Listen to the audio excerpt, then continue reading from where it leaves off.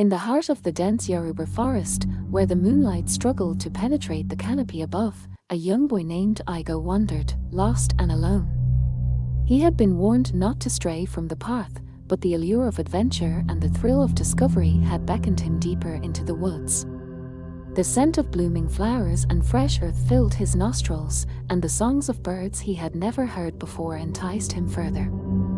As the sun began to set, casting long shadows across the forest floor, Igo realized he was truly lost. The trees seemed to close in around him, their branches tangling together like skeletal fingers. He called out for help, but the only response was the haunting hoot of an owl, echoing through the forest like a mournful cry. Panic began to set in as night descended, and Igo stumbled through the underbrush, tripping over roots and fallen branches. He had never spent a night away from home, and the darkness seemed to swallow him whole. The rustling of leaves and snapping of twigs made him spin around, expecting to see some creature lurking in the shadows. Suddenly, a faint light flickered in the distance. Igo stumbled towards it, hoping to find salvation. But as he drew closer, he saw it was a lantern held by a figure shrouded in shadows. The light cast eerie silhouettes on the trees, making it seem as if the forest itself was moving. "Who are you?"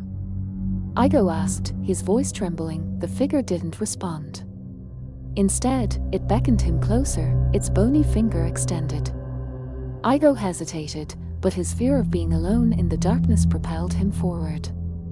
As he approached, the figure slowly began to take shape, its features illuminated by the flickering lantern.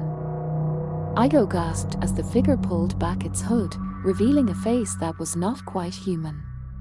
Eyes glowed like embers, and skin hung like tattered cloth.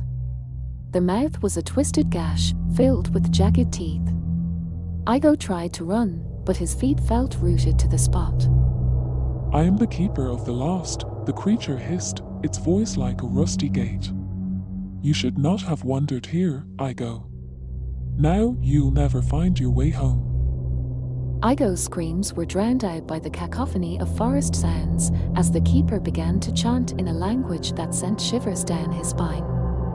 The trees seemed to twist and writhe, their branches ensnaring him like a living trap. The wind picked up, whipping Igo's face with leaves and debris.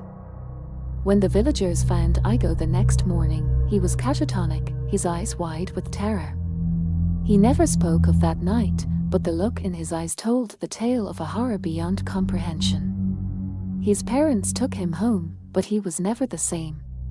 He would wander the village, lost in thought, his eyes haunted by the memories of the forest. From that day on, the villagers whispered of the keeper of the lost, a creature that roamed the forest, preying on those who dared to wander into its domain. They said that on certain nights, when the moon was new and the wind was still, you could hear Igo's screams echoing through the trees, a chilling reminder of the terror that lurked in the heart of the forest. And when children strayed from the path, their parents would whisper a haunting warning, "Be careful, lest you lose your way home."